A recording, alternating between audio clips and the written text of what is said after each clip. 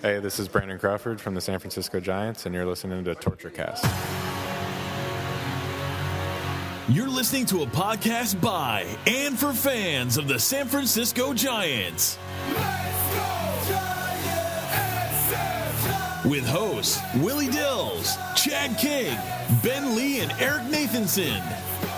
Dedicated to the greatest team in Major League Baseball, the San Francisco Giants. This is Torture Cast.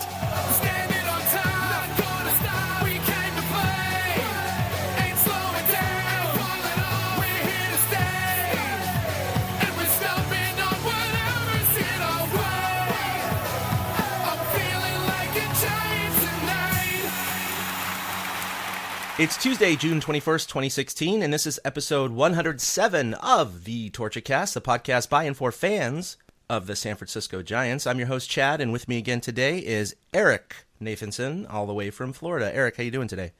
I'm doing well. I'm doing better than apparently the Bay Area. Not only has there been a lot of heat, but you guys just had a tough NBA Finals to deal with after a really long season. So I think we're doing a little bit better down here right now than you guys back home. Yeah, it's one of those things where, if I watch an NBA Finals or a Super Bowl with teams I don't really care about or have a vested interest, I just want to see a good game, and I don't care who wins.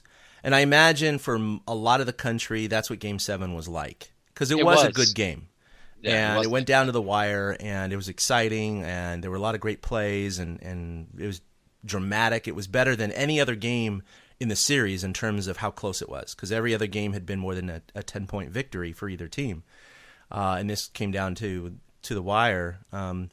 Look, I'm sitting in an office decorated with nothing but Giants gear and memorabilia and flags and jerseys and hats and newspapers and magazines and signs and everything else and signed cards and Will Clark pictures and World Series trophies. I'm obviously a Giants fan, number one. Nothing will ever come close to that. Obviously, I like the Sharks, the Niners, and the Warriors. The Niners and the Warriors, though, are kind of, up there. The Sharks, not so much. I wasn't devastated that they lost. Right. But I will tell you this, if the Warriors had lost in the same way the Sharks had, I would have been like, well, they didn't get it done. They faced a superior team. They lost 4-2. It is what it is, and I would have moved on. The 49ers, it was even similar. They never actually led in that game. No, that Super Bowl against the Ravens, they were down by freaking almost 20 points, and then they had that great comeback. And they had a chance at the end with those 4 passes to Crabtree, which that hurt. It hurt, but it wasn't like they had the game in their hands, as they could have won the game, and they blew that last chance. The Warriors, however, I have a very similar feeling, not quite as strong, but a similar feeling to the 2002 World Series, because that's when the Giants were up 3-2, but essentially they were almost up 3-1 because, of course, in Game 6 they were up 5-0. In the 6th inning. And so that's when you got to that point of thinking, we're going to win this. We're going to win our first World Series in San Francisco. This is it. It's going to happen. It's going to happen. And we all know what happened after that. And it took me a couple weeks, to be honest. And that sounds like a long time to a lot of people who don't understand sports fandom.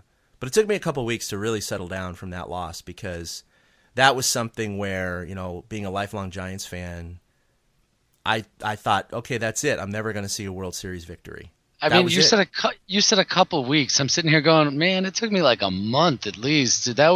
You're right. No. That was the chance. That was, oh my God, we're never going to see this again. And clearly it was 8 years later. And then, of course, after that, they won 2 more.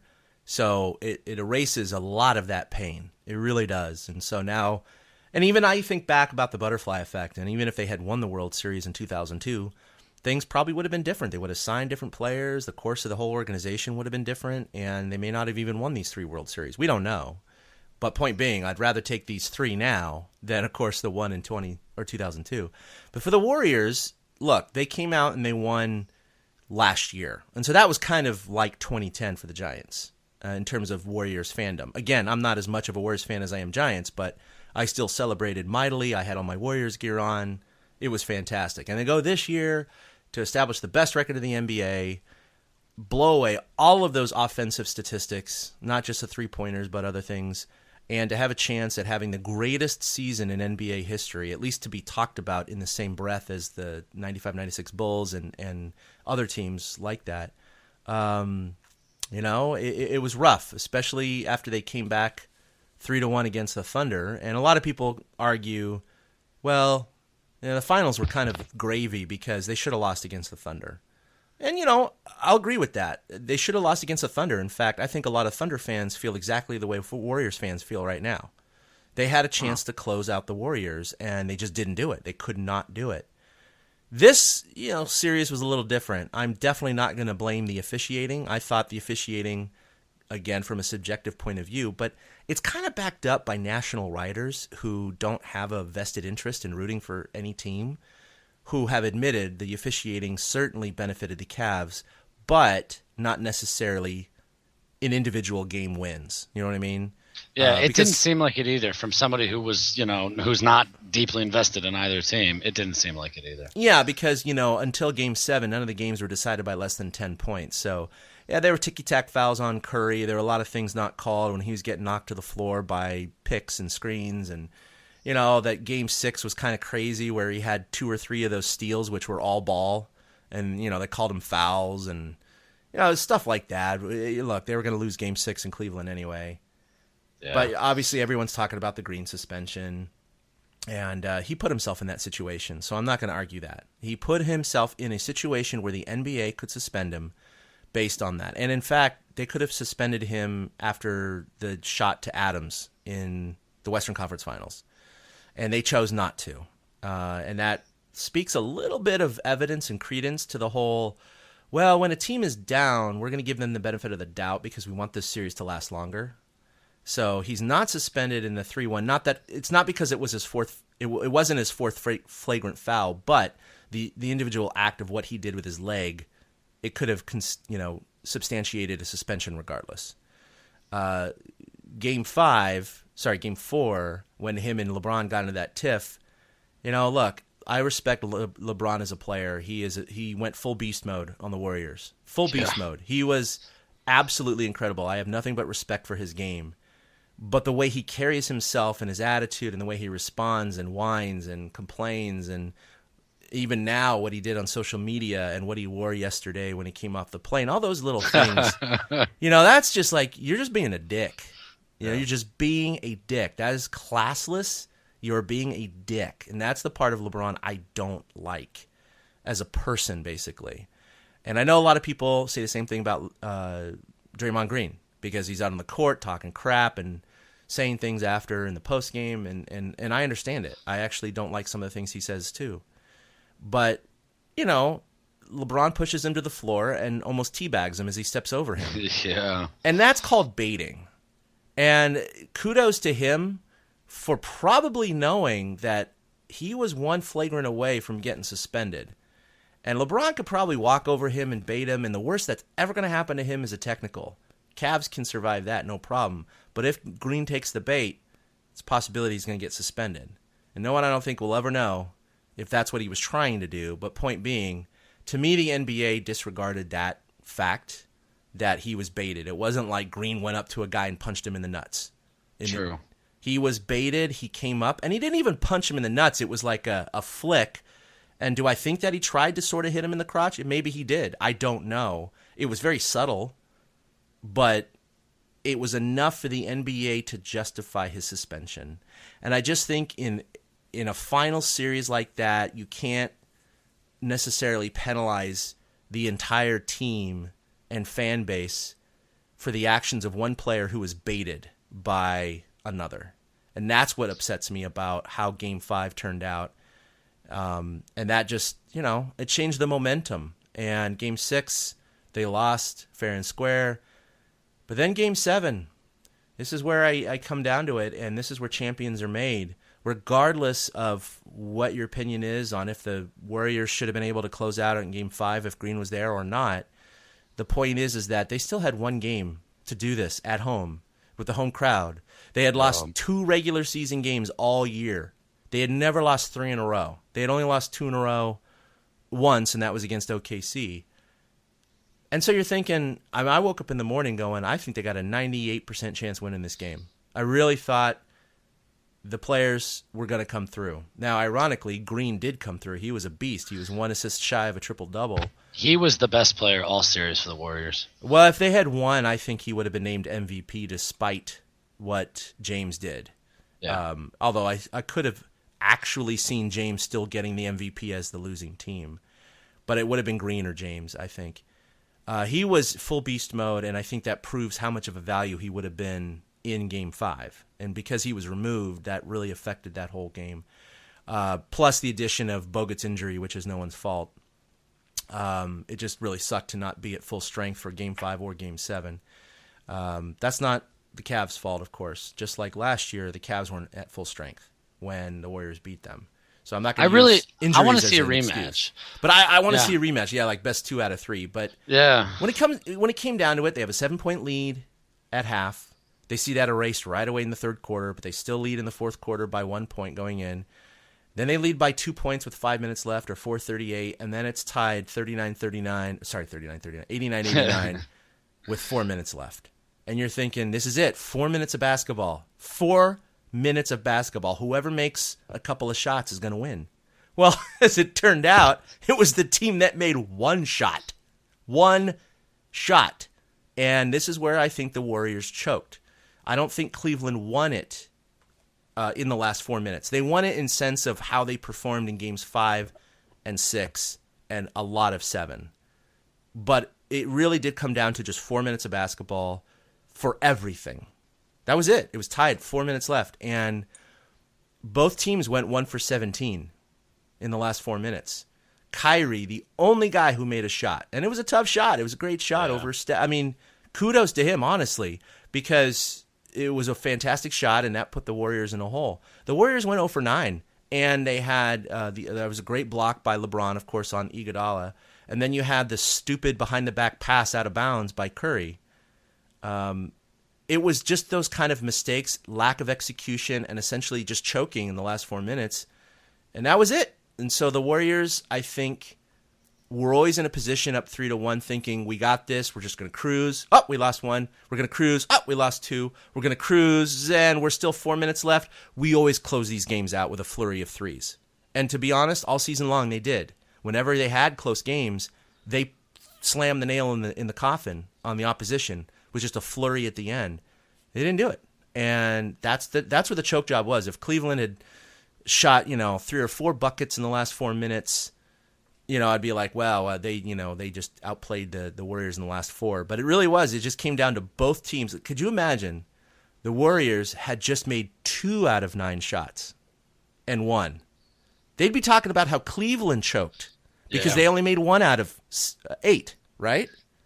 So it can go either way. And, LeBron was magnificent. Kyrie was magnificent. It was just, as a Bay Area sports fan, it's just a really tough way to lose a series. You can lose a series and tip your cap. Then you can lose a series like this where basically you were closing the door on the opposition and they just stuck in a doorstop at the very last second and you just could not finish it off.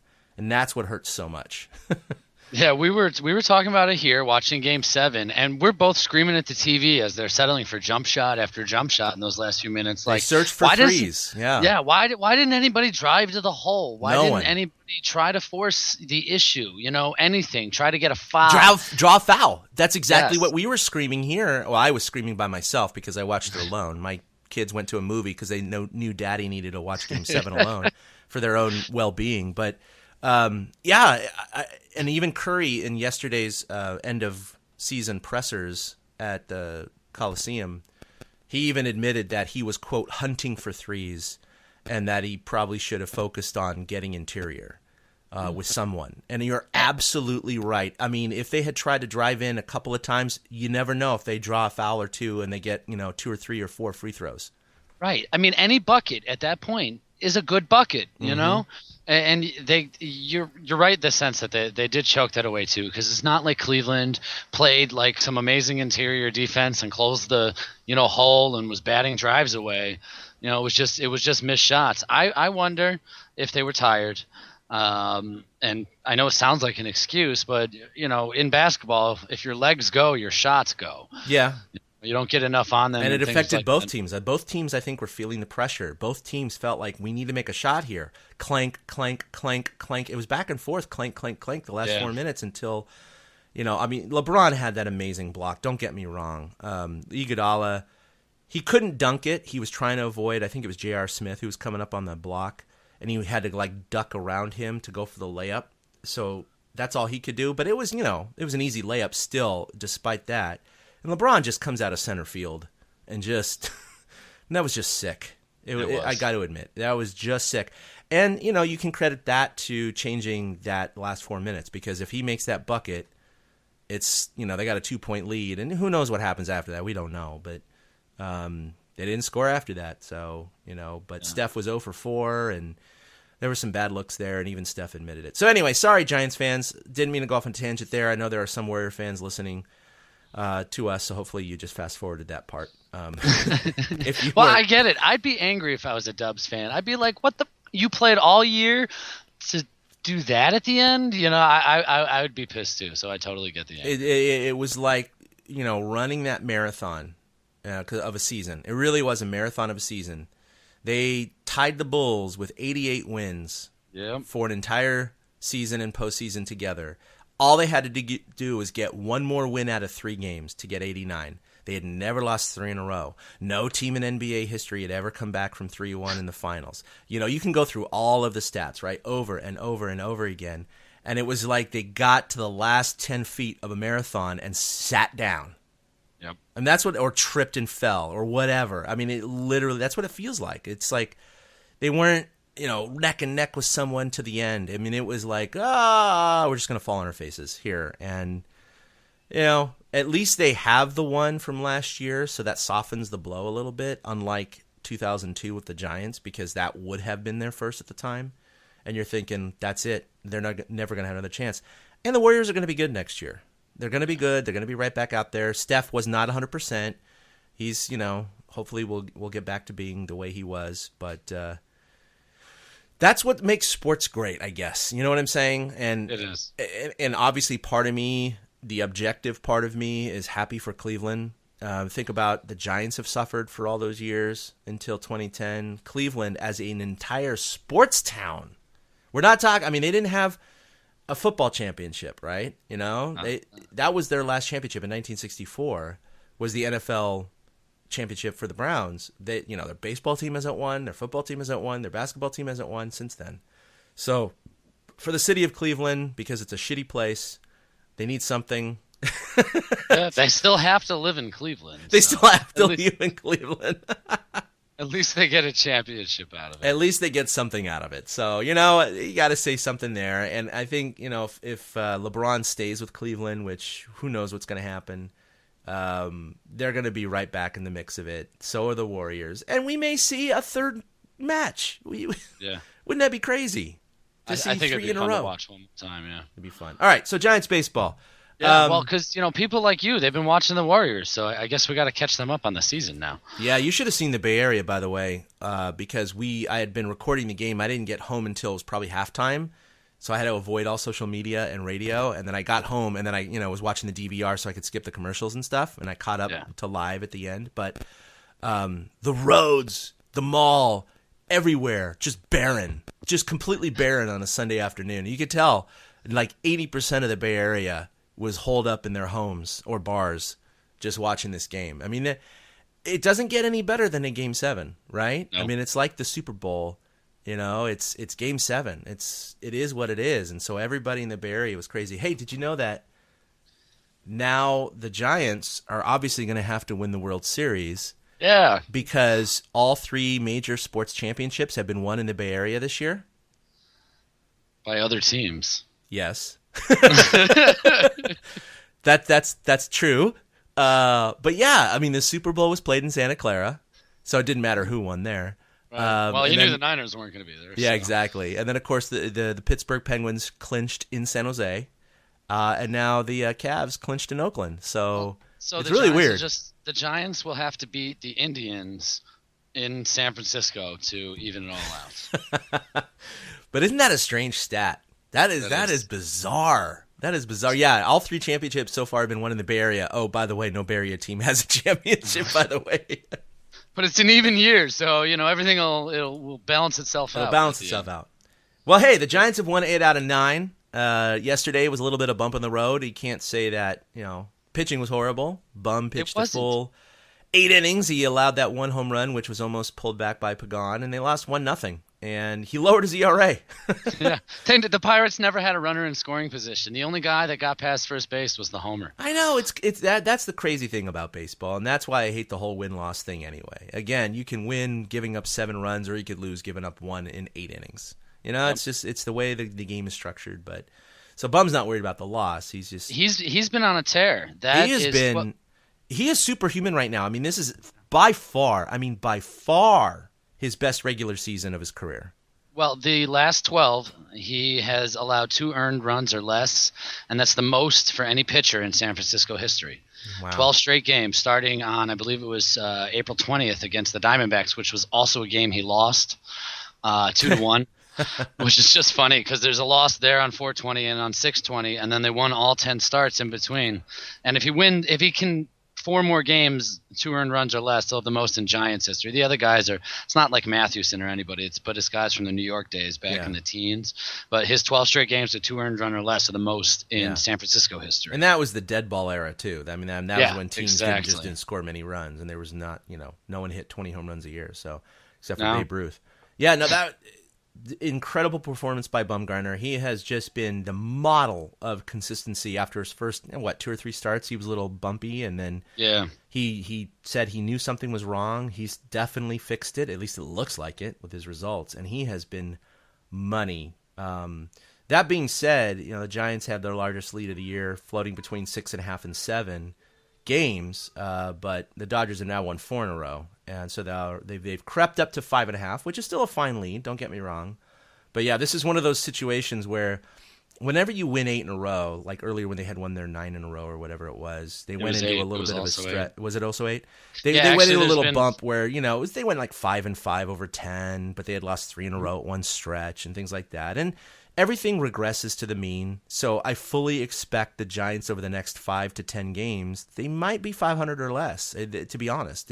That's just what happens in baseball. You can't consistently keep up a 800 winning percentage over time. Well, they might be able to. They don't face a team with a winning record until they play Boston after the All-Star break. Well, that's true. They do have 3 more against Pittsburgh, but then they got Philly coming in.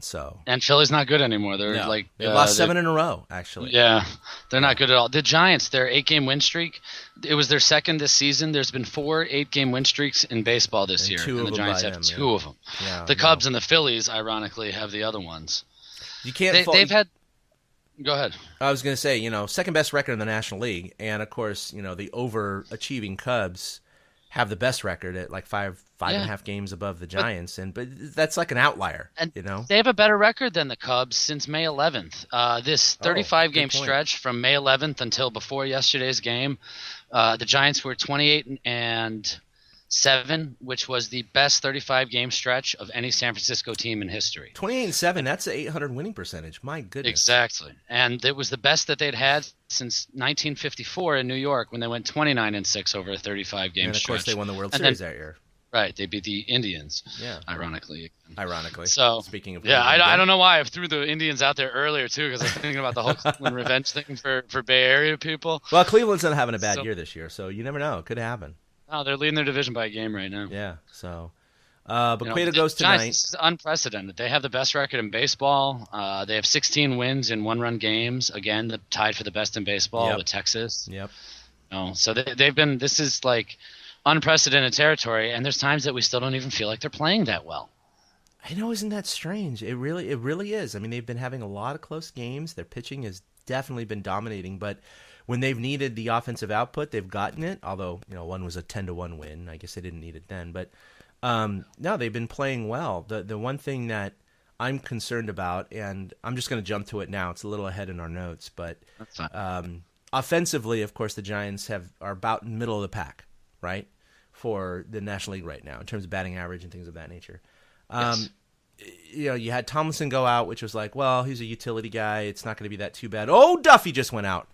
And he had literally, a day or two prior to his injury, had just taken over the Iron Man title from Manny Machado, having the most consecutive played games of any active player.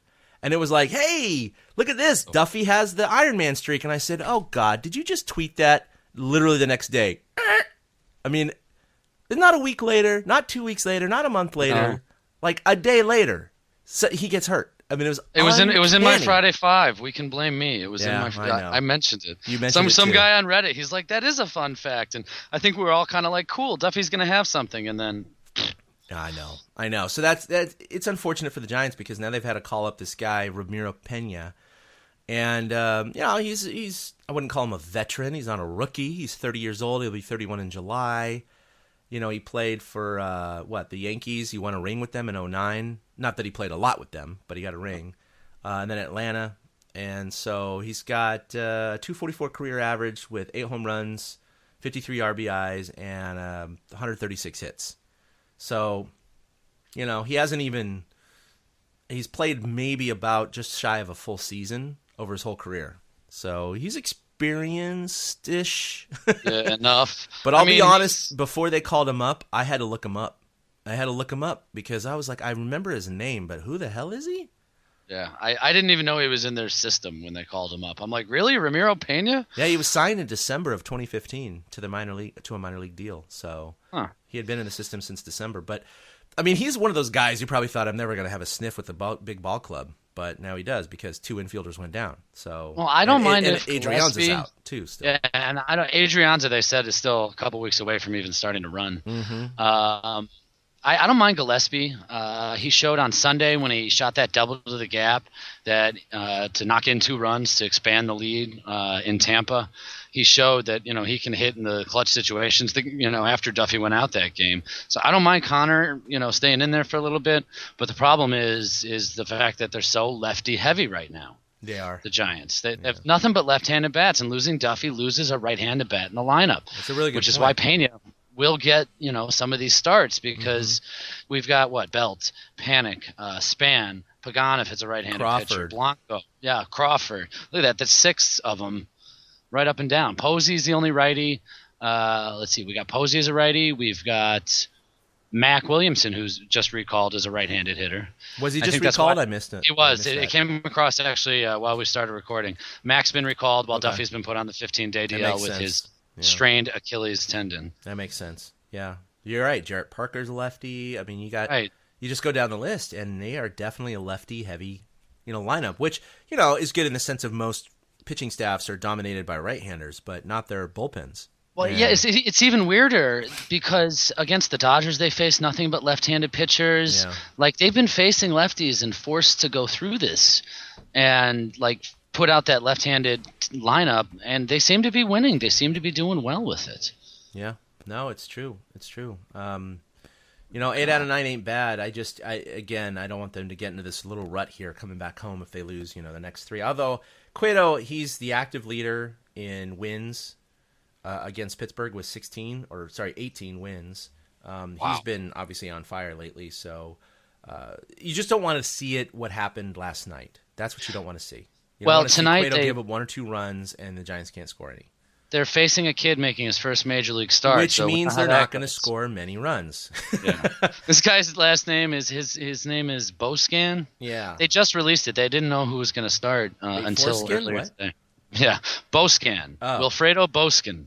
No, it's funny. We talked about this last podcast or 2 podcasts ago, where I don't have the stats in front of me, but I know that every time they face a new guy, they struggle. And a lot of teams do. It's not just the Giants. It's because they don't have a scouting report. They don't have the experience. They don't know what to look for. I get it. So a lot of times these rookies, these debuters, these phenoms who come up, they have this flash in the pan their first month because they're facing teams that have no book on them. And then, people start to build that book, and then they know what to look for. So unfortunately, it is his major league debut, and I'm not saying they would rather face Kershaw tonight, but they have actually had more success on some games against Kershaw than some rookies. Just saying. So we'll see what happens tonight. Hopefully they'll just torch the kid and it'll be no problem. So yeah, the Shark, man, he had a couple bumps in the road there. He had a game where he gave up 4 home runs, but his last game in Tampa Bay, really, really good. He kept the ball down, complete game, 1 run. Fantastic. I mean, how do you feel about him now? I was starting to worry. I really was. I was like, oh no, is the real Jeff Samaras just standing up finally? Right. I think he's just going to be streaky like this. I really do. I think he'll go through a couple starts where he did where he gave up the home runs, where he leaves the ball in the middle of the plate, where it doesn't have as much cut on it. But I think there'll also be starts like against Tampa.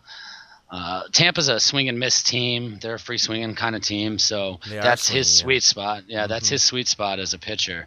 And because he can bring it, and he can get them to chase the 95 mile an hour letter high fastball that you can't get your hands to.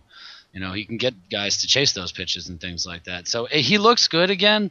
I hope he can handle Pittsburgh. What is it, tomorrow? He'll face Pittsburgh. He should. He should be able to. It's going to be familiarity again for him from being with the Cubs for so long, just like it's familiarity for Cueto tonight. So it's a place he's pitched a lot. So I don't know if he's back because Pittsburgh can be a launching pad, but I'm not as worried about him as I was. I just hope he doesn't go through one of these streaks in October. And if he doesn't, we'll be fine. All of us expect him to have his White Sox kind of games, right? They're going to be those games where he just loses his elevation and he gets tattooed like he did a couple of games. But yeah, when you see him kind of correct course in Tampa Bay, and that's a launching pad, and Tampa's a power hitting team, a home run hitting team, he didn't allow any. So I mean, that was fantastic. He allowed one in the ninth. One in the ninth. That's right. It was one in the ninth. Brad Miller. Yeah, Brad Miller. 5-0 or whatever it was. Yeah. Yeah. Right. Well, the thing I noticed, too, is we know Cueto turns his back to the hitter as he's delivering. I noticed Shark was turning his back more, as almost he's trying to tell himself to keep his front shoulder in as he then drives through. And I wonder if that's how he was keeping the ball down as much, because if his front shoulder would fly open, he'd release the ball higher and it would tend to stay higher in the zone. Yeah. So I wonder if that's a little mechanic that he picked up from talking to Cueto and Rags and working on it. Well, that's interesting. And speaking of Cueto, I mean, what was it, 2 starts ago? I guess it was. I can't recall. This is just coming off the top of my mind, not in the notes. Where he got called for the balk on his shimmy? Yeah. Yeah, it was. Did you agree with that? I did actually. I have to preface, Giants fans, if you don't know, I umpired for like 20 years. I went to school to become a professional umpire, studied under Hunter Wendelstadt and Paul Nord, Dana DeMuth, Randy Marsh, Ed Hickox, and there's many more names that can go on. Dan Bellino, Vic Carapazza. Nice. Those guys were actually minor league umpires when I studied. And it's a variance in your motion when you are – the bottom line is he was trying to deceive the hitters, but deceived the runner at the same time. At the same time, yeah. Right. I so can see it's that. okay. I can see that. Right. It's okay if he does that with nobody on base. Literally, no umpire cares what you do in your windup. No, it doesn't matter. There's with no one on base. Yeah. Really don't care. You're not trying to deceive us in any way. The runner is in any way. So I had no problem with them calling him on it. I think that could have clarified it better to Bochy, though. I think when they talk about how he's done the shimmy all year and stuff like that, I don't think Bochy and Cueto even realize that generally there's nobody on base when Cueto does it. Because when Cueto does that is when he's feeling a groove, when he's on, when he's consistently pitching from the windup, not having to be stuck in the stretch. Because he doesn't do these little funky twists and turns in the stretch. Because it's now illegal for him to if he were to turn his back completely on the hitter on one pitch and then have a normal motion on the next pitch while there's a runner on second, that could be called a balk because it's a variance from his normal delivery. All right.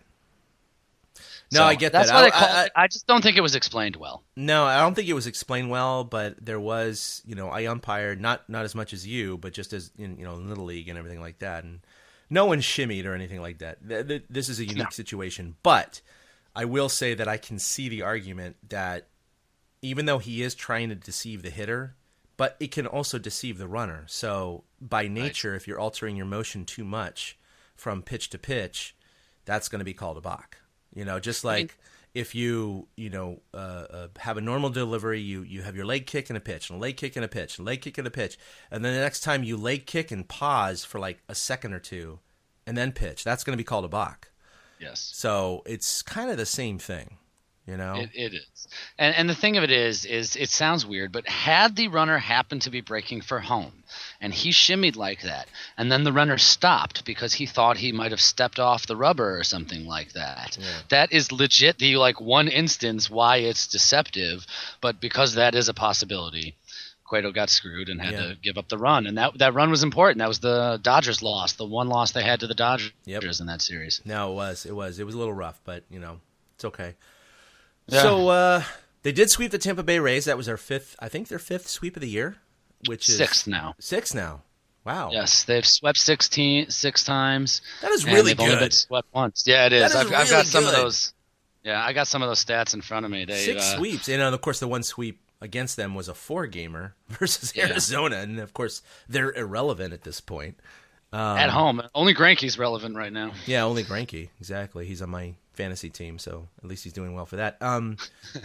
But you noted here that Panic is coming around, and I was looking up his stats, and I think you're right. I mean, the last 7, obviously he's hitting over 300. He also leads the team in RBI with 6 over his last 7. But he was one of those guys that I agree. I mean, he's not.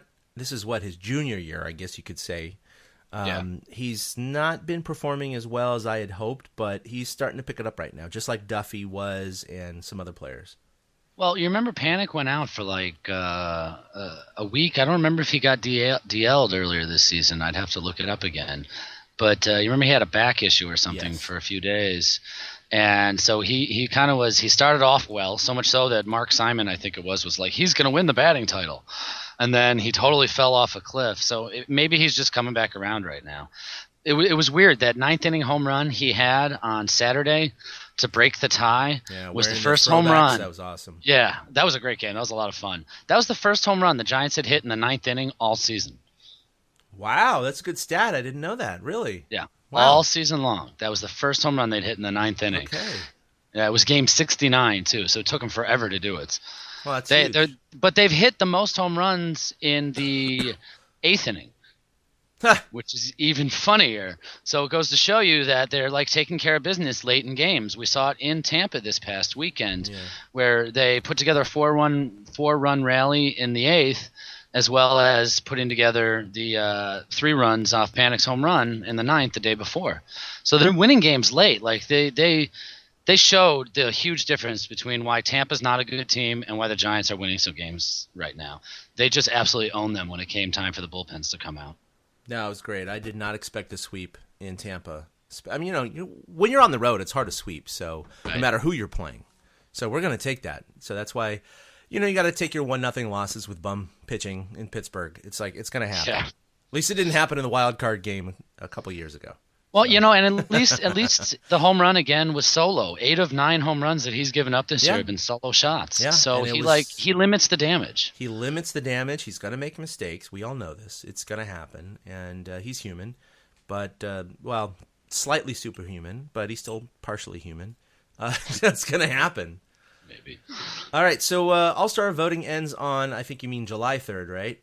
No, no. Oh, I didn't put the 0. It's June 30th. Oh, June 30th. Thank you. Yes. Yeah, because you had June 3rd here. I was like, no, I don't think so. So June 30th. Yeah, I voted a few times. I never vote like what some fans do, where they're just clicking over and over again. I get it. I just don't have the time to do that. I hadn't voted yet. So, which Giants are All-Stars? I have not looked at the recent leaders. Have you? I haven't. I could probably find it soon. Today is a Tuesday, and I know that they might actually release it today. So I'll take a look at the media account, the MLB media feed, and see if they put it out. But I don't think the Giants are really leading anywhere. I know the Cubs had a very, very big lead on it. Yeah. Nope, this isn't it. No, I can't find it. I know the Cubs did. I can't see that any Giant's going to get voted in. I know that Posey was behind of Molina, which again, it's like, what the hell?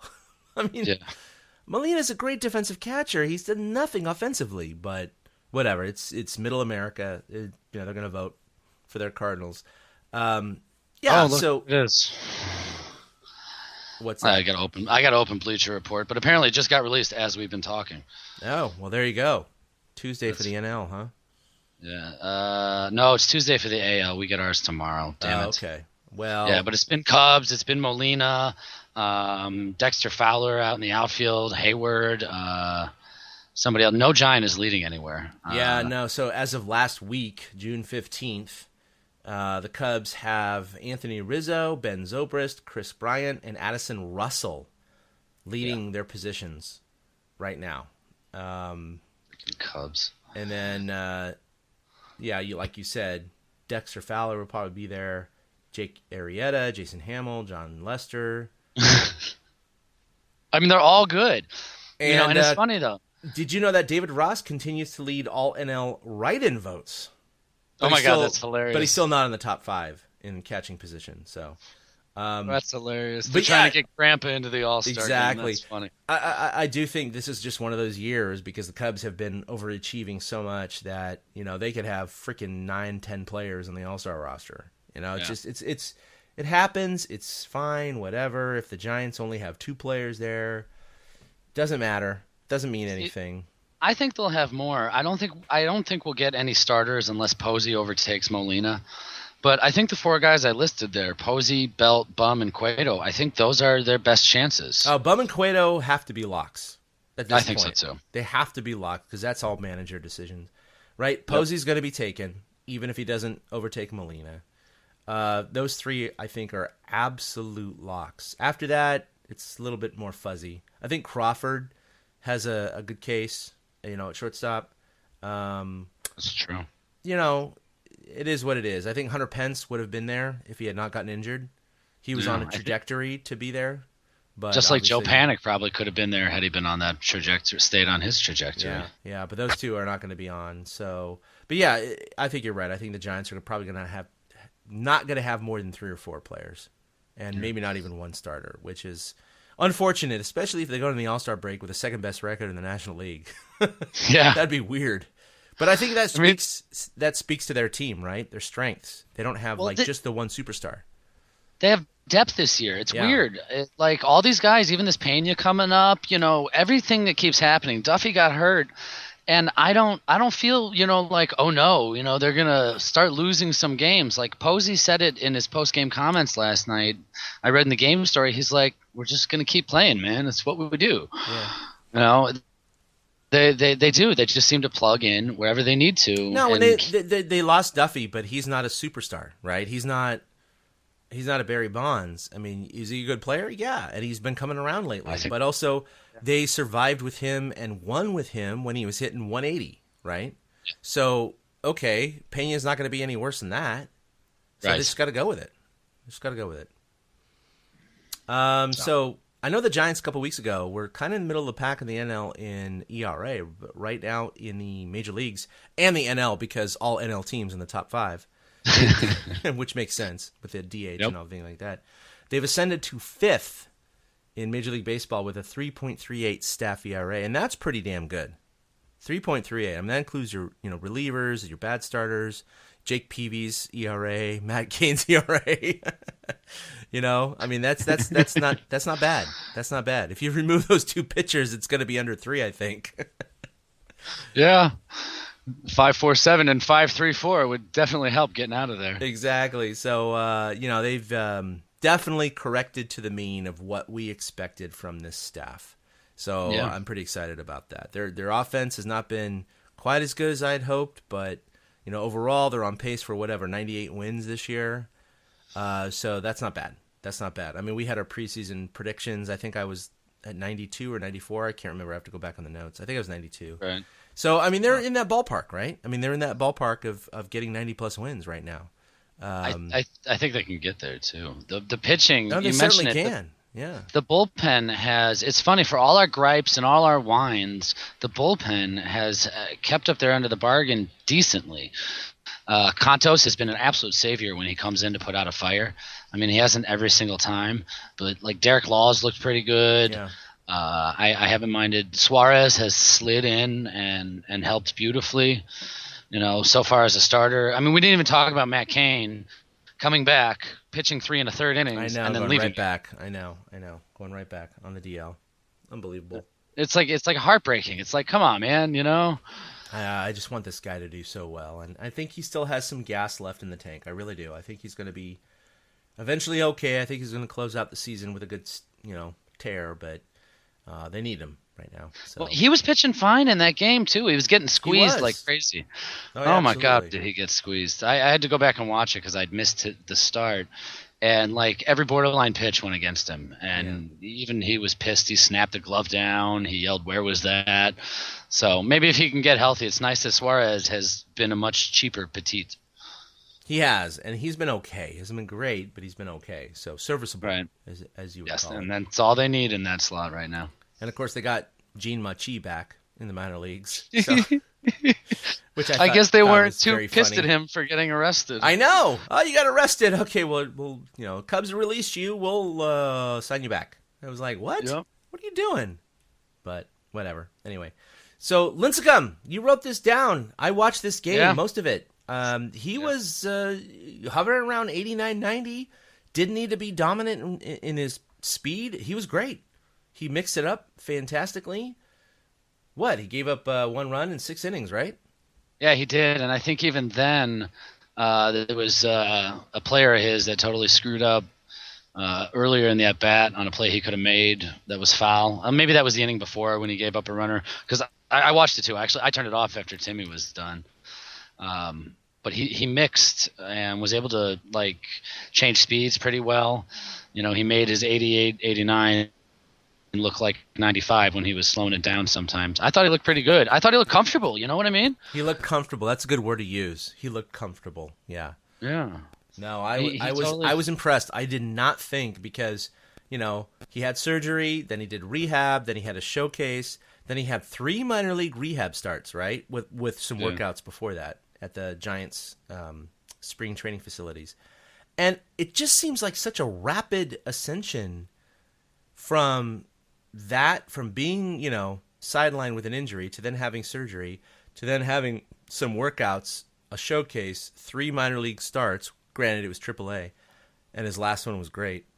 To then being in the major leagues. I mean, that just, oh my God! And he hasn't pitched in a year in the major leagues. I mean, he threw 98 pitches. Yeah, I mean, it was incredible. I mean, those are the kind of guys you don't expect to come back that quickly after the surgery and the rehab. But also, like you said, 98 pitches. It wasn't like he threw 65 or 75. I mean, it was like normal, stamina for a pitcher. Yeah. I mean, it was fantastic. So I think a lot of us who love Timmy love to see that. I don't like seeing him in an Angels uniform. It's not a Dodgers uniform, but we don't like it per se. But he's a West Coast kid, so he wants to stay on the West Coast, and they gave him the best deal. So I get that. It's $2.5 million plus incentives. I mean, who would shy away from that?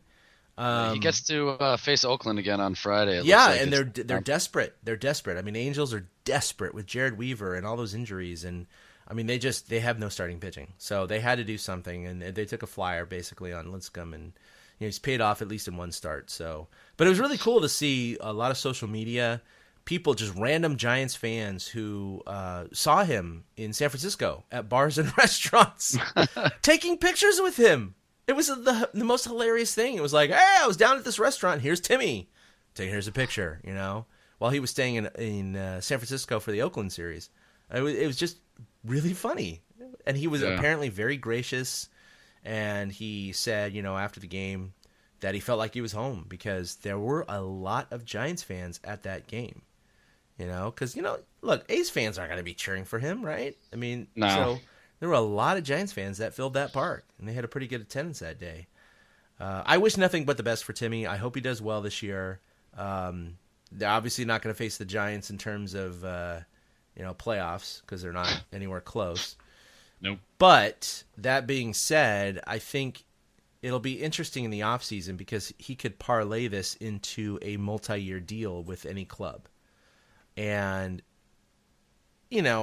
could it be potentially with the Giants? It could, but at the same time, I think the Giants are probably going to just part ways with him at this point.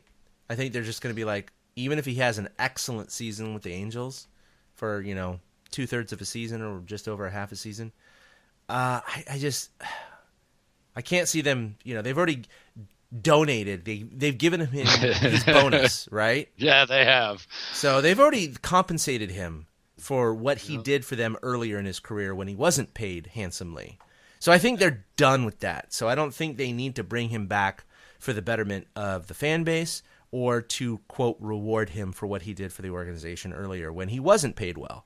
So I think they're done with that, and for that reason, plus there are going to be a couple of thirsty players or a couple of thirsty teams that need a fourth or fifth starter that will, sign them to a 5, 7, 8 million year a deal, contract. Yeah, absolutely. But I can't imagine the Giants doing that at this point. No, I love Timmy. I will always love Timmy. I love Happy Timmy especially. So it was just fun to see him out there having fun. Yeah, it was fun. It really weird was. to see him in red, but it's all good. Yeah, but it sounds weird. I'm dissecting uniforms, but he wore it well. Yeah. So it seemed natural on him. It didn't seem like he felt like There's I no said rally earlier. monkey on him. Yeah, right. Rally monkey. I hate that thing. I know. So it's good to see Happy Timmy. I hope he does well. I mean, it'd be great if he could throw just a complete game or something this year. That'd be kind of cool. All right, so we're going to close this out with who's hot last 7 games. I think that's kind of cool to look about, who's doing well the last week since we recorded. Jarrett Parker, small sample size, but he's 4 for his last 7, so we'll see what he can do as a pinch hitter or spot starter in the next week or so. Posey, finally picking it up. Obviously, he picked it up the previous week too, but the last week he is 10 for his last 24. That's a 417 clip.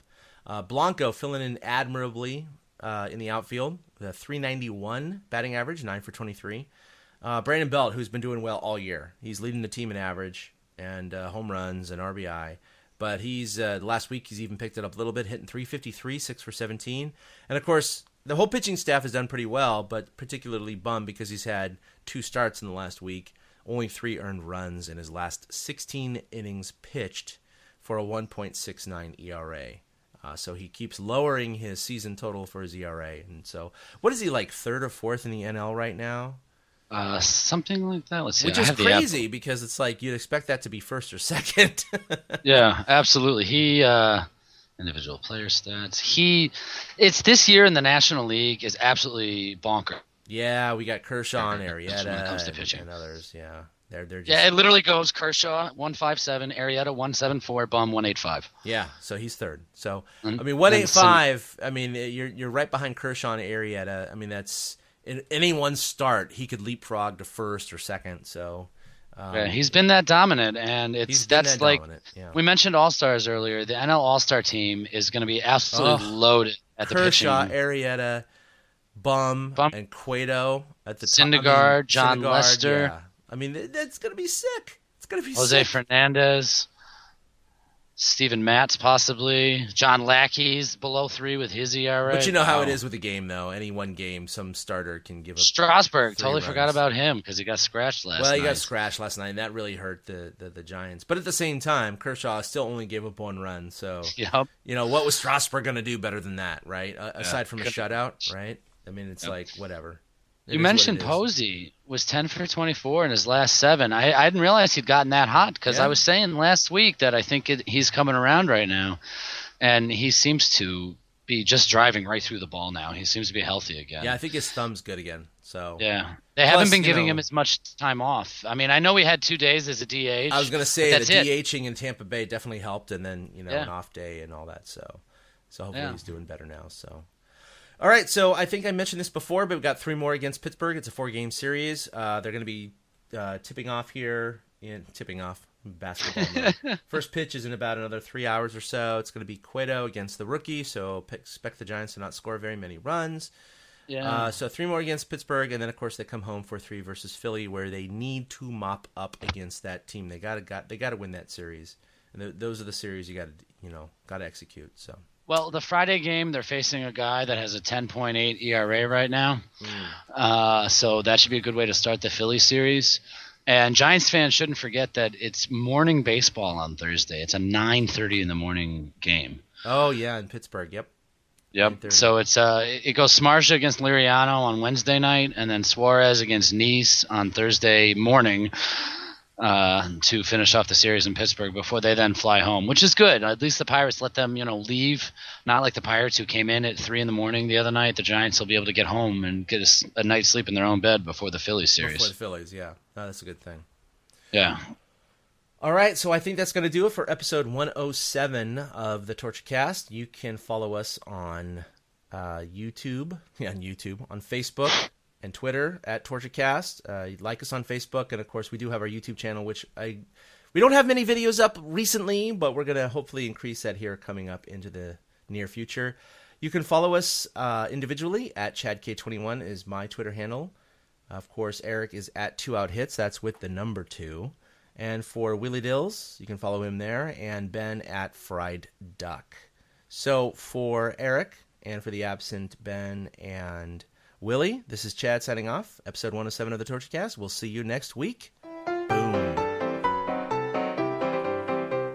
A big thank you to everybody for listening to the Torture Cast, the podcast by and for fans of the San Francisco Giants. Follow us on Twitter at TortureCast. You can also like us on Facebook or check out our blog at torturecast.com. I also want to say thank you to Ashcon and Bailey for letting us use their song Feeling Like a Giant for our intro. For Ben Lee and Chad King, my name is Willie Dills saying, we'll see you next time.